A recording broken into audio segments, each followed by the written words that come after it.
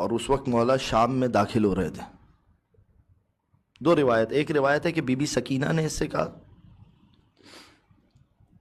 وَعَلَى نَاقَةٍ بُنَيَّةٌ صَغِيرَةٌ، یہ روایت کا جملہ ہے. اونٹ کے اوپر ایک چھوٹی سی بچی بیٹھی ہوئی تھی. ایک روایت یہ کہ سہل ابن سعد کو امام میں سجاد نے کہا. ایک روایت یہ ہے کہ بی بی سکینہ نے کہا سہل کیا تیرے جیب میں کوئی درہم و دینار ہے؟ کہا مولا اس حالت میں آپ درہم و دینار کا کیا کریں گے؟ کہا اس شخص کو کہ جس نے حسین کا سر اٹھایا ہے جا کے کچھ درہم و دینار دے اور اس سے کہے کہ مجمع میں آگے آگے چلا جا. کہا مولا کیوں؟ کہا تاکہ زمانہ حسین کے کٹے ہوئے سر کو دیکھے، زینب کے سر کو نہ دیکھے. میں کہوں گا سہل تیرا مال کتنا پاکیزہ ہے جو اس کام آیا کہ زینب کے سر. حجرکم علی زہرا. عزیزوں شب اربعین آ گئی. اللہ اکبر. رہائی ملی نا. چوتھے امام ایک مرتبہ قید خانے سے باہر نکلے. روایت اس طریقے سے ہے کہ اب یہ جو لوگ کہتے ہیں نا کہ کھانا آیا تھا، کھانا بنا تھا، مگر روایت میں اس طریقے سے کہ امام سودا لینے کے لیے شام کے بازار میں گئے کہ گھر والوں کے لیے کچھ کھانے کا انتظام کریں. اب مجھے نہیں پتا کہ مولا اس بازار میں واپس کیسے گئے ہوں گے. منہال ملا مولا سے، اور ایک مرتبہ منہال نے جملہ کہا کیف امسیت یا ابن رسول اللہ، اے رسول اللہ کے بیٹے آپ نے شام کیسے کی. نہ میں ترجمہ یوں کروں، وہ یوں پوچھنا چاہ رہا تھا اے ابن رسول اللہ آپ نے شام میں شام کیسے کی. ایک مرتبہ مولا جواب دیتے روکے اے سہل اے منہال امست العرب تفتخر علی العجام بان محمد منا.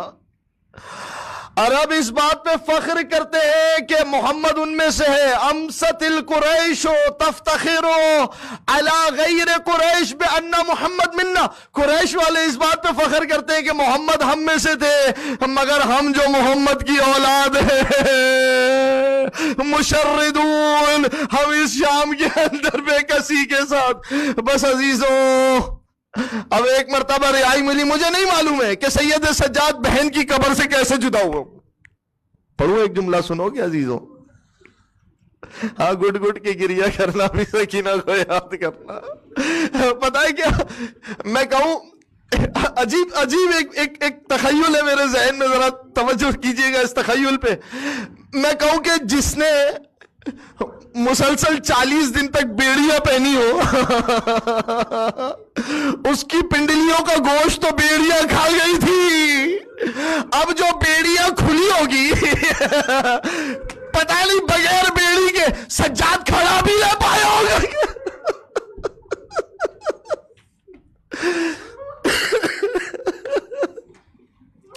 بس عزیز ایک مرتبہ یہ قافلہ کربلا کی جانب چلا ہے اور کربلا میں وارد ہوا ہے. مجھے کتب کے اندر کوئی مصائب کی تفصیل نہیں ملی، مگر ایک تخیل آپ کی خدمت میں پیش کرتا ہوں. دیکھو جب کبھی ایسا ہوتا ہے نا ہمارے معاشرے میں کہ کسی کے باپ کا یا کسی کے بھائی کا انتقال ہو جاتا ہے، بہن جب پردیس سے آتی ہے تو جب اسے قبر پہ لے جایا جاتا ہے نا تو سب سے پہلے اہتمام کیا جاتا ہے. اب اہتمام یہ کیا جاتا ہے کہ اسے سواری پر بٹھا کر لے کے جایا کرتا ہے، مگر زینب کی یہ حالت ہے کہ جیسے ہی کربلا کی زمین پر آئی اپنے آپ کو ہماری سے گرا گھٹنوں اور کولیوں کے بل چلتی ہوئی وہاں جائے گی، قبر پہ آئی۔ دوسرا اہتمام یہ کیا جاتا ہے، ایک مرتبہ قبر کو گیلا کرنے کے لیے پانی لایا جاتا ہے، مگر میں کہوں گا یہاں پانی کی ضرورت نہیں تھی۔ زینب اور سجاد نے اتنے آنسو بہائے، اتنے آنسو بہائے کہ حسین کی قبر گیلی ہو گئی۔ اس کے بعد پھول کا اہتمام کیا جاتا ہے، قبر کے اوپر پھول ڈالے جاتے ہیں۔ اب میں کہوں گا اگر زینب سکینہ کو لے کر آتی تو وہ قبر حسین پر رکھ دیتی کہ بھائیا میں نے تیرا پھول تیری قبر پر رکھ دیا، مگر سکینہ کو تو لا نہ سکی، مگر اب رکھتی تو کیا رکھتی، شاید نیل کے نشان بتائے ہوں گے، اپنے جسم پہ لگے ہوئے تازیانے بتائے ہوں گے۔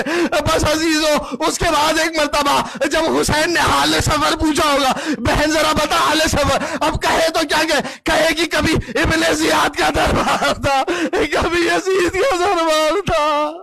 اور بس عزیزہ آخری جملہ سنو، اب جو زینب قبر عباس پہ گئی ہوگی اتنا ہی کہا ہوگا، او میرے غازی غیرت والے، او میری چادر کے رکھوالے، مجھے گھر کے سنبھلنا آ گیا، عباس مجھے بازاروں میں چلنا ہے، عباس مجھے نجلوں میں چلنا